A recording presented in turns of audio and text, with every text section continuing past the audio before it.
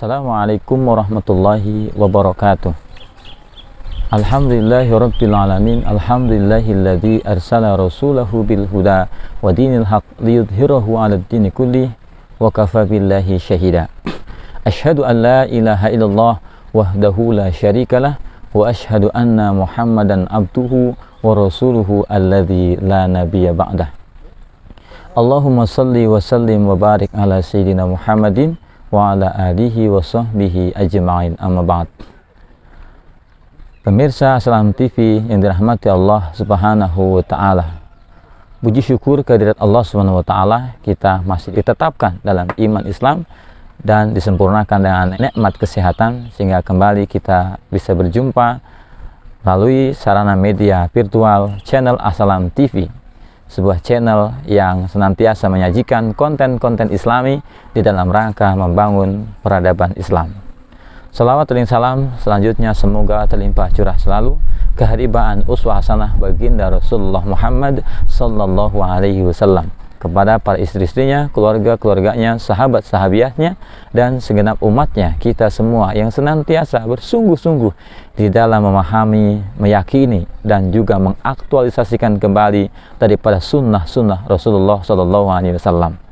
Mudah-mudahan dengan semua itu, kelak di yaumil qiyamah, kita diakui oleh Rasulullah sebagai umatnya, dan Rasulullah berkenan memberikan syafaatnya kepada kita semua. Amin, Allahumma amin.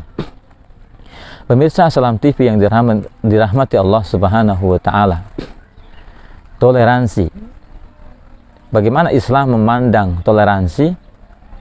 Dalam istilah sederhana, toleransi adalah sebuah sikap menghargai adanya sebuah perbedaan dari keberagaman, baik secara warna kulit, ras, suku, bangsa, bahasa, dan lain sebagainya. Maka bagi seorang muslim, kita meyakini tidak ada sesuatu yang aneh dalam toleransi, bahwa fakta kehidupan kita diciptakan dalam keadaan berbeda-beda. Ini sudah menjadi sunnatullah dalam kehidupan. Allah Subhanahu wa ta'ala berfirman di dalam surat Al-Hujurat ayat ke-13. A'udzu billahi minasyaitonir rajim. Bismillahirrahmanirrahim. Ya yuhannasu inna khalaqnakum min dzakari wa untha wa ja'alnakum su'uban wa qabaila lita'arafu. Inna akramakum indallahi atqakum. Dari dasar ayat ini sangat jelas bahwa ajaran Islam sangat menerima perbedaan, karena perbedaan merupakan suatu ketetapan Allah, suatu sunnatullah yang tidak bisa dipungkiri. Bahkan kita lahir pun dari sebuah perbedaan, dari ayah dan juga ibu. Maka perbedaan sudah menjadi hal yang wajar dalam kehidupan. Dari perbedaan ini maka kemudian muncul istilah toleransi. Lalu bagaimana Islam memandang toleransi? Maka berdasarkan ayat ini pula kita sangat meyakini dan memahami bahwa satu-satunya agama yang sejak awal sudah menjelaskan kepada kita bagaimana menerima sebuah perbedaan, karena dasar dari toleransi adalah penerimaan terhadap kenyataan bahwa kita berbeda. Sebagaimana tadi dalam surat Al-Hujurat ayat ke-13. Ya yuhannasu inna khalaqnakum, sesungguhnya kami menciptakanmu, su'uba wa qabaila lita'arafu, bersuku-suku, berbangsa-bangsa, tidak lain tidak bukan adalah agar kita saling mengenal. Pertama dari ayat ini bisa kita pahami bahwa perbedaan suku, bangsa, bahasa, bahkan mungkin warna kulit dan lain sebagainya merupakan sunnatullah, bahwa itu menunjukkan bahwa Allah maha kreatif. Allah menciptakan berbeda-beda. Maka jika ada orang berpikir kita harus sama, tentu sangat sulit. Dalam tanda kutip kesamaan di sini dan juga perbedaan di sini, maka Islam mengatur dalam konteks ini, diwadahi dalam toleransi dalam pandangan Islam itu sendiri. Pemirsa Assalam TV yang dirahmati Allah Subhanahu wa ta'ala, Islam memandang toleransi pertama terkait dengan tadi perbedaan suku. Tidak bisa dinafikan bahwa kita terlahir mungkin dari suku yang berbeda, bangsa yang berbeda, bahkan melahirkan bahasa juga yang berbeda dan juga warna kulit yang berbeda. Lalu bagaimana ini bisa diakomodir sedemikian rupa sehingga kemudian bisa terjadi sebuah toleransi? Maka dalam hal ini rumus yang pertama adalah agar kita bisa menjalankan toleransi menerima perbedaan itu adalah berdasarkan ayat tadi adalah lita'arofu. Bagaimana kita bisa mengenali perbedaan itu sendiri, bahwa antar suku, antar bangsa dan juga bahasa memiliki sebuah kebiasaan yang berbeda. Maka Islam mengatur bagaimana perbedaan itu dalam konteks muamalah kemanusiaan. Maka selama tidak menyelisihi daripada nilai-nilai ajaran Islam, maka Islam pun mengakomodir. Maka kita bisa buktikan dalam hal ini tatkala diutusnya Rasulullah SAW, bagaimana bangsa Arab dan bahkan dunia pada waktu itu sebelum datangnya Rasulullah SAW, kita sudah mengenali dalam sejarah bagaimana sebuah rasis, ya, kemudian sekte-sekte dan juga perbudakan, perbedaan jarak antara kedudukan laki-laki dan perempuan yang begitu sangat menonjol. Maka justru Islam datang dengan toleransi yang sangat luar biasa. Maka semua itu dihapuskan dalam Islam. Islam datang menghilangkan perbudakan. Islam datang menyamakan kedudukannya antara laki-laki dan perempuan, di mana kedudukan dalam hal ini dalam konteks bagaimana punya peluang yang sama untuk memiliki, menjadi orang yang bermartabat di hadapan Allah, menjadi orang bertakwa kepada Allah Subhanahu wa Ta'ala. Maka di dalam ayat yang tadi disampaikan di awal, rumus berikutnya sehingga kita mampu menjalankan toleransi adalah selain kita mengenal, maka kita punya tujuan yang sama, yakni lita'arofu inna akramakum indallahi atqakum, bahwa standarisasi kedudukan seseorang supaya lebih objektif adalah bagaimana kesamaannya mencapai derajat takwa kepada Allah Subhanahu wa Ta'ala. Tatkala seorang punya motivasi bagaimana berlomba-lomba supaya punya kedudukan menjadi orang bertakwa, disinilah semangat untuk bertoleransi akan terjadi. Oleh karena itu, bicara takwa ini berbicara ajaran Islam.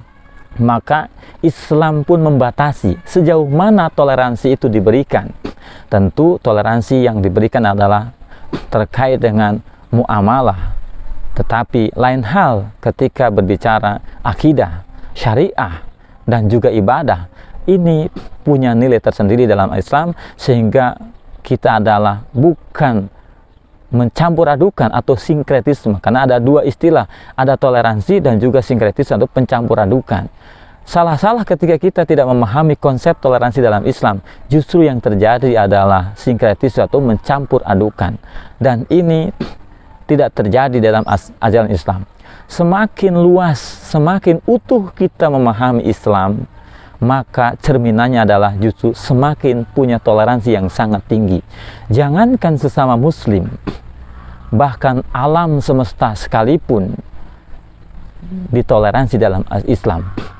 Allah Subhanahu wa Ta'ala berfirman, A'udzubillahi minasyaitonirrajim, Inna arsalnaka illa rahmatan lil alamin, bahwa Allah mengutus seorang rasul tidak lain tidak bukan menjadi rahmat bagi sekalian alam.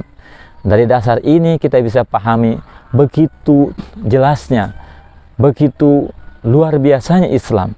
Jangankan sesama manusia, sesama muslim terlebih, alam saja dirahmati. Artinya kita sebagai seorang muslim yang memahami Islam secara utuh, dan memang itu tuntutannya, sehingga kita bisa bersikap toleransi adalah bagaimana memahami Islam secara utuh, sehingga kita mampu memberikan rahmat tidak saja kepada manusia, tetapi juga sekalian alam.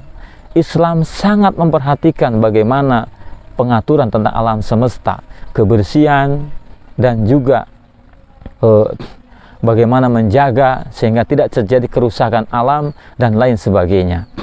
Oleh karena itu, tentu dalam Islam toleransi itu sendiri ada batasan-batasannya, sehingga kita tidak terjebak kepada justru kata toleransi menjadi dalih bagi sebagian oknum yang mengaku Islam itu sendiri, bahwa dengan toleransi justru mencampur adukan dengan agama lain. Ada istilah doa bersama dan lain sebagainya.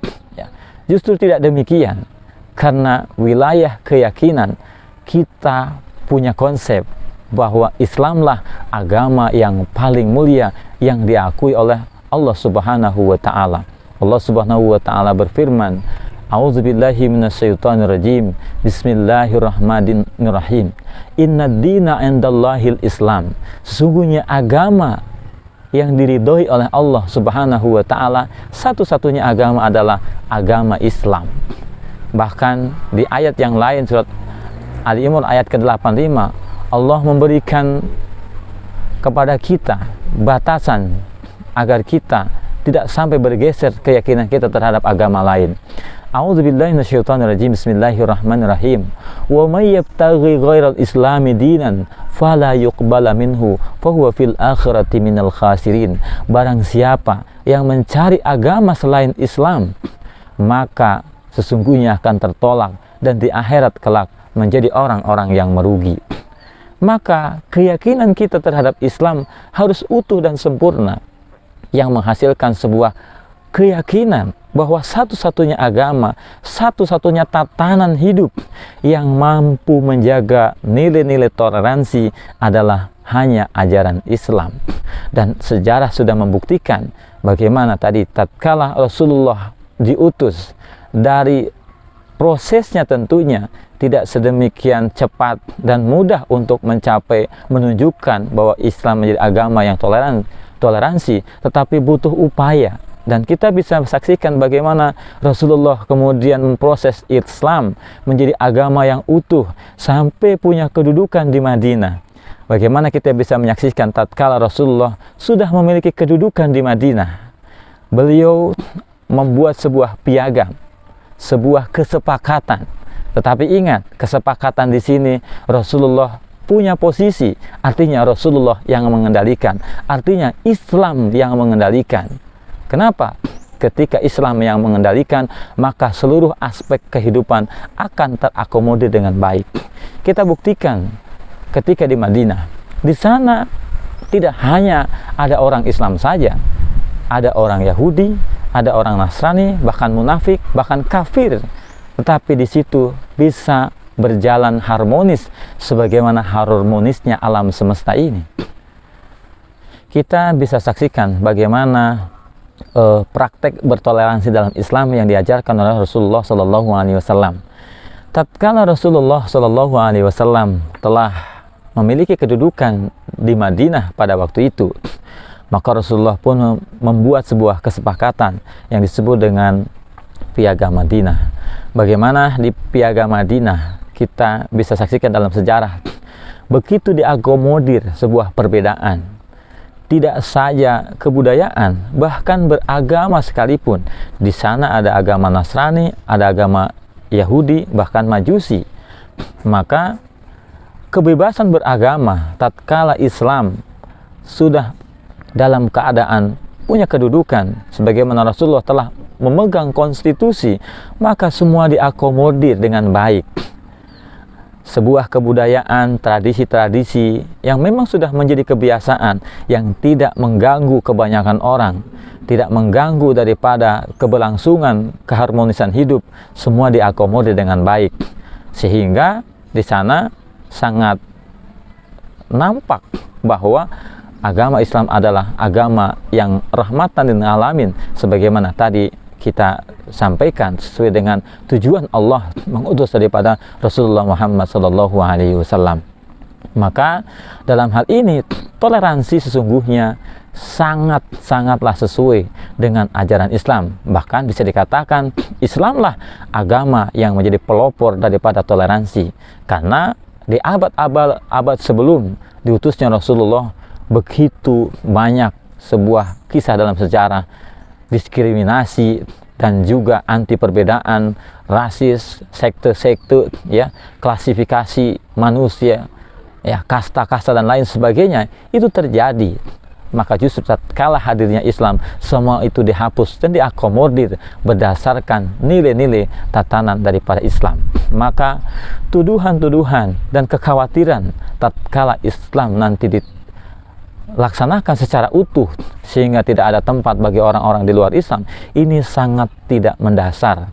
Karena tadi dalam Islam sangat menghargai perbedaan, bahkan perbedaan keyakinan sekalipun. Maka Islam memiliki sebuah konsep la ikraha fiddin, tidak ada paksaan di dalam agama. Maka dalam hal ini tidak ada istilah tatkala Islam kemudian memiliki kedudukan, kemudian mengintimidasi, memaksa orang lain untuk beragama Islam. Tidak ada demikian.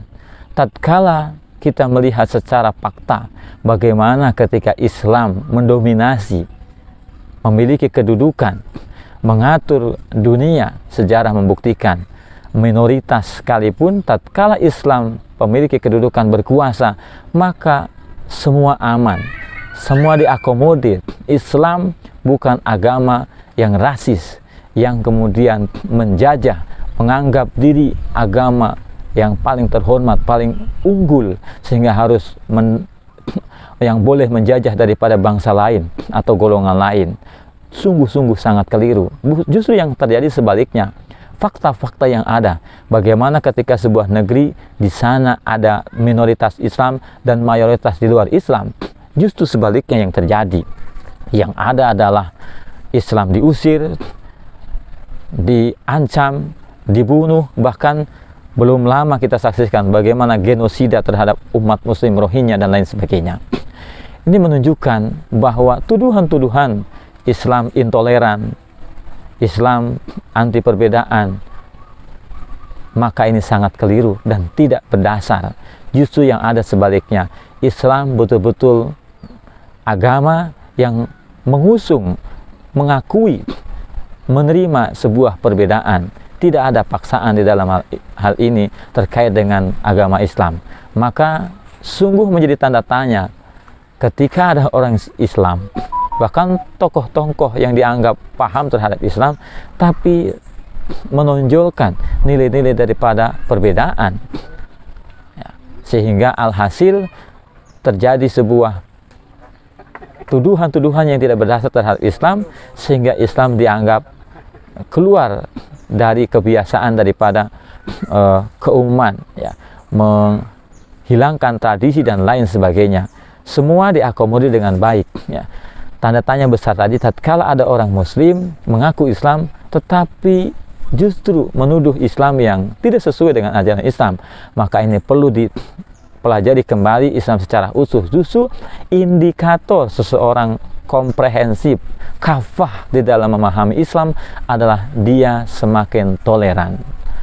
Pemirsa Aslam TV yang dirahmati Allah Subhanahu wa taala, barangkali demikian terkait dengan toleransi dalam Islam, singkat, mudah-mudahan penuh dengan makna dan kita bisa mempraktekkan daripada nilai-nilai toleransi dalam Islam, sejauh mana batasan dan juga substansi daripada toleransi, sehingga kita tidak salah justru berdalih toleransi tapi terjadi talbisul haqq bil batil, bercampur baur antara hak dan batil. Yang terjadi bukan toleransi, tapi justru sinkretisme, jadi pencampur adukan. Toleransi memiliki batasan yang sangat jelas dalam Islam. Mudah-mudahan bisa dipahami dan bermanfaat buat saya pribadi dan pemirsa sekalian. Saya akhiri, akhir kalam, billahi taufiq wal hidayah. Assalamualaikum warahmatullahi wabarakatuh.